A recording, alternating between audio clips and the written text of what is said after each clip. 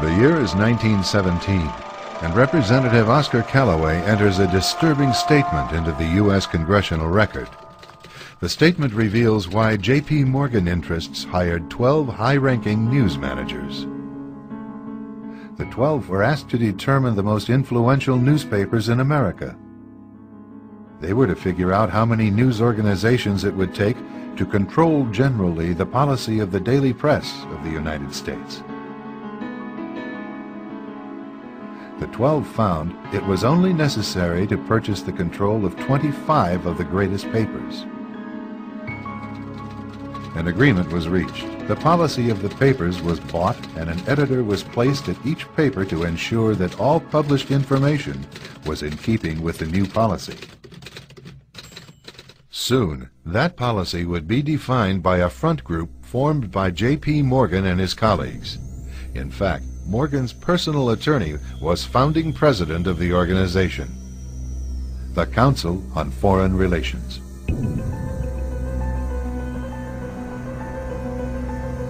Today, the CFR maintains that its goal is to increase America's understanding of the world. However, the actual objective of this highly exclusive club is revealed by the rare admissions of the insiders themselves. In the early 60s, a Georgetown University professor collects information for a book favorable to the network of powerful men who founded the CFR. For 2 years, Professor Carroll Quigley is allowed to examine the confidential papers and secret records of this network.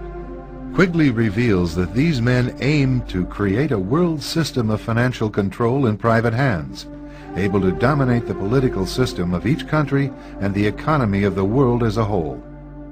In short, they seek total and quiet control of the entire world. And the CFR is their most visible conduit for carrying out that agenda. CFR members include America's wealthiest tycoons, as well as the highly placed elite in government, academic institutions, tax-exempt foundations, and the establishment media. Ruling Class Journalists, written by Richard Harwood, describes the CFR membership as the ruling establishment in the United States. The Washington Post article boasted that news reporters who are CFR members do not merely analyze and interpret foreign policy for the United States, they help make it. Who are these policymakers? Many of their faces are familiar. NBC's Tom Brokaw, CBS's Dan Rather, ABC's Barbara Walters, Jim Lehrer of PBS, William F. Buckley of National Review, media mogul Rupert Murdoch, owner of the giant multifaceted News Corporation. These media heavyweights, and many others like them, are members of the CFR. Powerful corporations are also invited to become members. At the close of the 20th century, CFR influence presided over far-reaching consolidations of media control. In 1995, CFR members Michael Eisner of Disney and ABC's Thomas Murphy merged their media empires. Soon after the merger, the Disney-ABC empire becomes a CFR corporate member.